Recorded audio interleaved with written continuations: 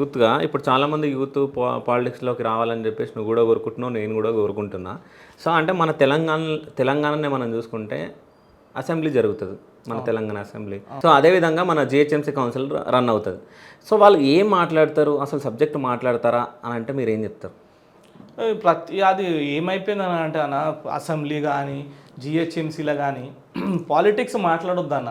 ఈ మొన్న చూడండి మీరు, విజయలక్ష్మి గారు ఆమె ఈ చేయి చూపెట్టింది, ఈ చేయి చూపెట్టింది, అవన్నీ కాదు. మనము ఒక పబ్లిక్ రిప్రజెంటేటివ్ అన్న. మన ప్రాంతంలో ఓ 30,000 40,000 మంది మనల్ని నమ్మి ఓటేసిర్రు. నువ్వు వాళ్ళకి ఆన్సరబుల్ ఉండాలి. నేను ఏమంటున్నా, జనాలు చైతన్యవంతులు కండిరబై.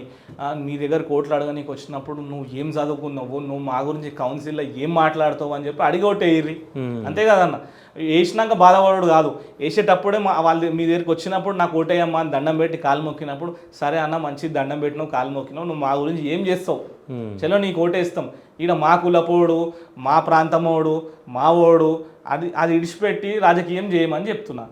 నువ్వు ఒక క్యాండిడేట్ని చూసుకున్నప్పుడు బ్యాలెట్ పేపర్ మీద what is his education qualification, what is his intellectual, రేపు దినం మనం గెలిపిస్తే వాడు అట్లనే పోయి ఆడ వానితో కొట్లాడి వీనితో కొట్లాడి కౌన్సిల్లో టైం వేస్ట్ చేస్తాడా?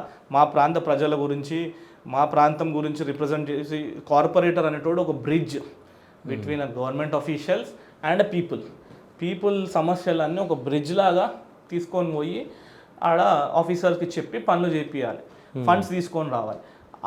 ఆ పాత్ర ఒక కార్పొరేటర్ అనేటోడు పోషించాలన్న. నా టర్మ్స్లో కార్పొరేటర్ అంటే అట్లా డైనమిక్గా ఉండాలి. ఓకే, గచ్చిబౌలి డివిజన్లో చాలామంది సెటిలర్స్ ఉన్నారు. సో వాళ్ళందరూ నీకు ఓట్లు ఇస్తారా? 100% అన్న. సెటిలర్స్ ఉండని, ఎవరని ఉండని, నేనేమంటున్నాను, నేను రేపటి దినం నా క్యాంపెయినింగ్ స్టైల్ డిఫరెంట్గా ఉంటుంది. ఎట్లుండబోతుంది నా క్యాంపెయినింగ్ స్టైల్? నేను 100% నేను ఇప్పుడు చెప్పిన నా జిహెచ్ఎంసీలో ఎలాంటి రిఫార్మ్స్ తీసుకొని రావచ్చు, whether it may be in type of cleanliness, air pollution గురించి. సో మీరు ట్రాఫిక్ చూసుకోండి, ఎయిర్ పొల్యూషన్ చూసుకోండి, ఎంత విపరీతంగా పెరిగిపోతుంది. అలాంటి కాన్సెప్ట్స్ నేను తీసుకొని పోతాను. నేను నా కులపోళ్ళు 80 మంది ఉన్నారు, 80% మంది ఉన్నారు, నా సర్నేమ్ వాళ్ళు 40% ఉన్నారు. అట్లాంటి రాజకీయాలు చేయడానికి నేను రాలే అన్న. ఐఆమ్ హియర్, నేను ఇంతకుముందు చెప్పిన, I am here to create a change. ఆ చేంజ్ రానప్పుడు నేను రాజకీయాలకు వచ్చి గిట్ట వేస్తే, నేను సంపాదించుకున్నామనే ఉద్దేశం ఉంటే నేను చాలా బిజినెస్లలో గిట్ట ఇంత టైం ఇన్వెస్ట్ చేసి వేరే బిజినెస్లు చేసుకుంటే ఐ కెన్ గెట్ రిటర్న్స్ అన్న. But this is my zeal. See, as a youngster, I want to change the system, Anna.